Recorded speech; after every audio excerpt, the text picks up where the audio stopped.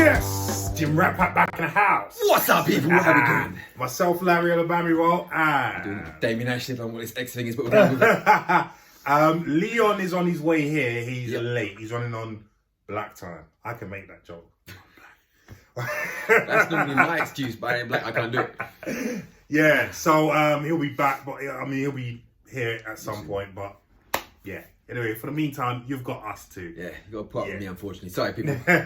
So we are gym rats and professional actors, giving you our perspective on everything entertainment, especially movie and TV.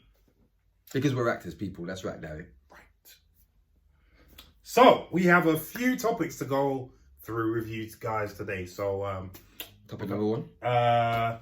It is The Gentleman. Right, that's it. Larry's got to get his coffee, and don't worry, he's going to get his coffee. I haven't had the coffee today. Yeah, so The Gentleman, if you all remember the film, what was it, 2020, was it?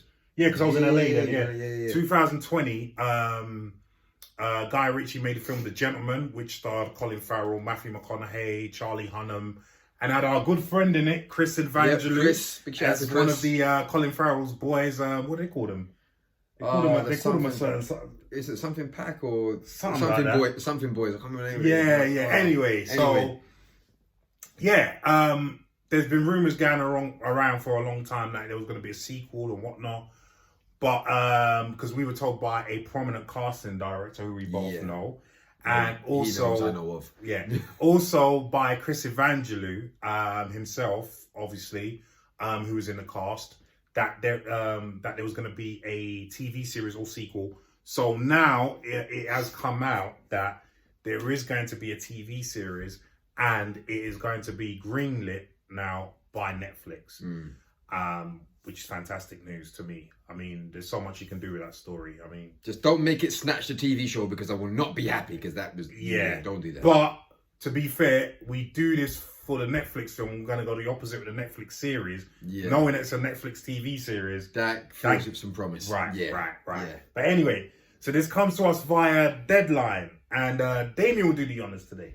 Okay, I'm doing the honors today. We got people. So, exclusively, Netflix is in negotiations for a green light to The Gentleman, a series adaptation of the 2019, but it came out in 2020. Yeah. Guy Ritchie movie. Guy Ritchie co-wrote the pilot script with Matthew Reed, will direct the first 2 episodes, and serves as executive producer on the series, which Miramax TV is producing alongside Montage Pictures in the UK. The series pickup will make it a full circle for The Gentleman, which started off as a TV series pitch before it became a feature. Did not know that. It also marks a rare foray into television for Ritchie, who created and co-wrote the 2000 Channel 4 series Stock Lock, based on his film Lock, Stock and Two Smoking Barrels. I've never seen Stock Lock, have you? I've never seen it. That's something to check it out. And also, obviously, as you guys will know, he made Snatch, which got made into a Crackle series later on. Ritchie executive produced The Gentleman alongside Ivan Atkinson, Marlon Davis and Bill Block, his fellow producers on the movie. Mark Helwig, executive producer for Miramax TV, Will Gold and Matthew Red produce Moonage. The Gentleman movie follows American expat Mickey Pearson, as you guys know, he built a blah, blah, blah, blah, blah. You guys know, if you haven't seen the film, you should know about what happens in it. The movie's star-studded ensemble cast also included Colin Farrell, Charlie Hunnam, Henry Golding, Jamie Strong and Hugh Grant. Henry Golding, and not to mention, Gemma Atherton was in it as well, wasn't she? No, she wasn't. Who was the female actress in the film? Michelle Dockery. Michelle Dockery was very good in the film. Yeah. The Gentleman was released in January 2020 and grossed over 115 million at the worldwide box office. I think it was made on something like 10 or 15. Something like that, small budget. Yeah. Miramax produced the pick with SDX Entertainment. The Gentleman TV series adaptation was one of the first projects Helwig put in development after joining Miramax in 2020 as head of worldwide television, with a goal of mining the company's extensive film library for IP that can be turned into TV series. At Netflix, Miramax TV also has in the works The Henna Artist, a series based on Alka Josh's best-selling debut novel, with Frida Pinto attached to star, and executive producer, and Michael Eldeston executive producing as well. And that's pretty much what it says. Cool. So, bit of a short article, but yeah, Guy Ritchie is going ahead and directing the first episodes and executive producing the show. So, Larry, what do you think? Well, it's an open secret. I say open secret, but yeah, between us lot, we've known for a little bit. We've known for a while that this was going to happen, and we've been excited because obviously we want to be in this production. Yeah. East End boys.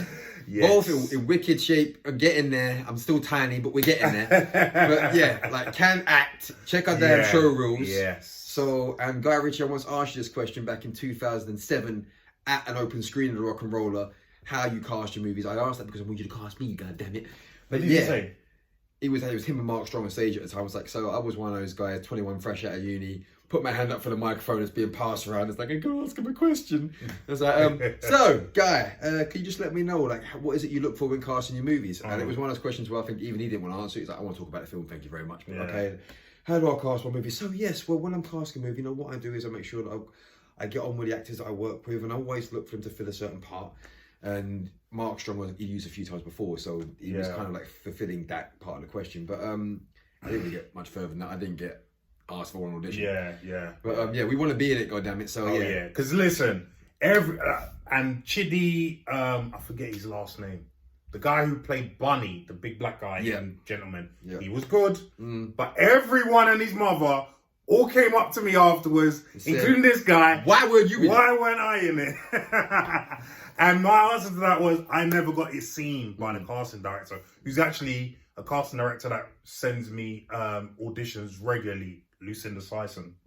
You know, she sent me a lot of good stuff recently. So Lucinda, if you're watching, please. Yeah, if you've got the Gentleman, like, but if you get it, because it was under a certain other casting director at first. So, But, we want to be in that. So, East End Boys, like you said. You know, we can do action. Not we want to be. We need to be in it. Damn it!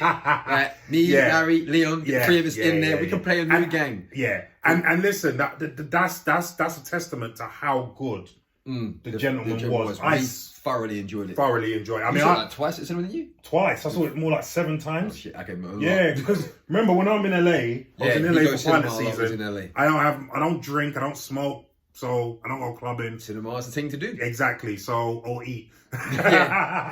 So I was going cinema all the time, basically. So I watched it about 7 times. Obviously, our boys in it, Chris Evangelou. You took me to see it after seeing it like 8 times. Yeah. I had to sit there and guys, wait for this bit. Let me get there, damn it. Let me watch the film. Yeah. He gets excited. It was great. It was great. Really good film. Really good film. For me, it was a return to form because as much as I love Lock, Stock and I love Snatch, when he did the film before Rock and Roller, what was it called with Jason Statham? The slightly avant-garde. I didn't like that. Revolver. Yeah, I didn't like that. Yeah. That ended odd for me. I still can't, to this day, can't figure out what went on there. Oh, okay. I'm a bit baffled. I never watched it. Oh, right, okay.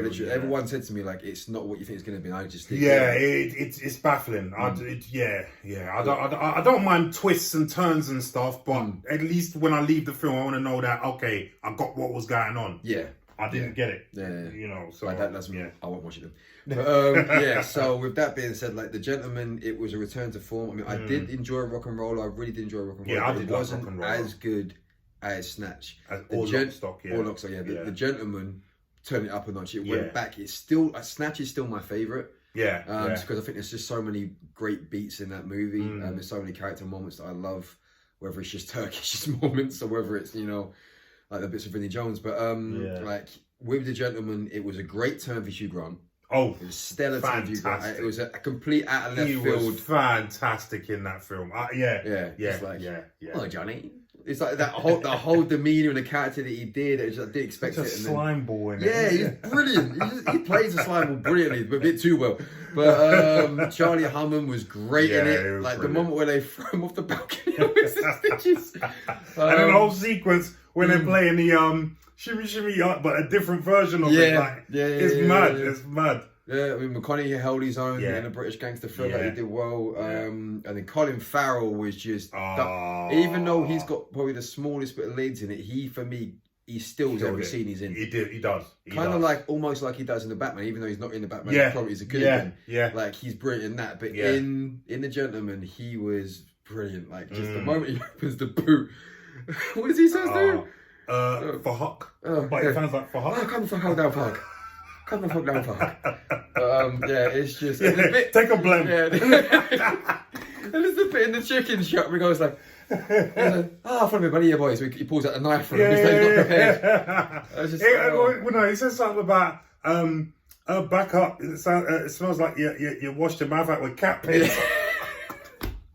Only Colin Farrell can deliver that kind of line. He delivers that. Brilliant. And the thing is, as well, is that shows you it's a return to form for the writing, because that's what made Snatch so good, was the comical writing of it, because it is still a dark gangster film. I mean, Snatch isn't as dark as Lock, Stock. Lock, Stock is quite dark. Yeah, Lock, Stock is very dark. But Snatch still has those moments, like when they set fire to the Travelers caravan, and like, you know, the moments like of akin to that in that movie. When you got to The Gentleman, that still had its dark elements, but it had the comical narrative thread right through it, which Snatch had, and all those beautiful character moments I really liked. I mean, even the bit where, who is it? The bit where it's on the golf club. The bit where he's beating the guy up about the football stadium.